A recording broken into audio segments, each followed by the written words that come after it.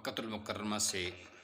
سید رضوان احمد بخاری صاحب سوال کر رہے ہیں کہ میں ایک ایسے امام کے پیچھے نماز پڑھتا ہوں جو پاؤں کو دھوتے نہیں ہیں بلکہ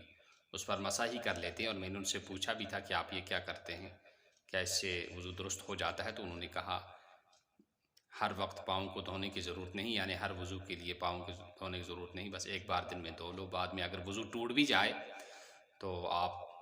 جب وضو کریں تو صرف چہرہ دھوئیں، بازو دھوئیں، مسح کریں اور پاؤں پر بھی مسح ہی کریں۔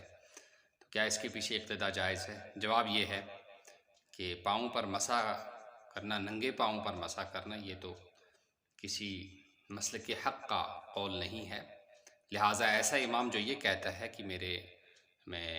دن میں پاؤں نہیں دھوتا ہوں، صرف ایک دفعہ دھو لیتا ہوں، باقی مسح کرتا ہوں، یہ چونکہ فرض چھوڑ رہا ہے، لہٰذا اس کے پیچھے آپ کی اقتداء کرنا اور نماز پڑھنا جائز نہیں ہے۔ کوئی ایسا امام دیکھیں جو پاؤں دھو کر نماز پڑھاتا ہو اور پورا وضو کرتا ہو، اس لیے کہ یہ فرض چھوڑ رہا ہے، اور ہمارے نزدیک اس کا وضو نہیں ہے، جب طہارت کامل نہیں ہے، طہارت پوری نہیں ہے، تو اس کے پیچھے اقتداء کرنا بھی جائز نہیں ہے، لہٰذا آپ اس کے پیچھے اقتداء نہ کریں۔ اگر کوئی نہ ملے تو تنہا نماز پڑھ لیا کریں، اور اس قسم کے امام کے پیچھے ہرگز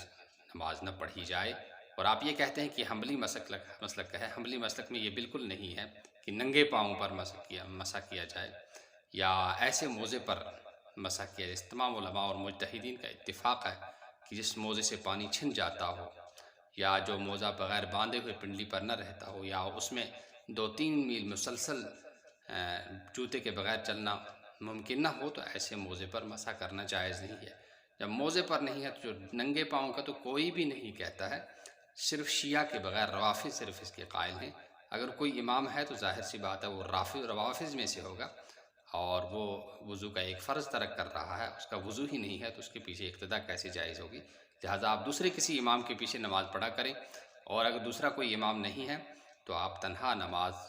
پڑھ لیا کریں۔ السلام علیکم ورحمۃ اللہ۔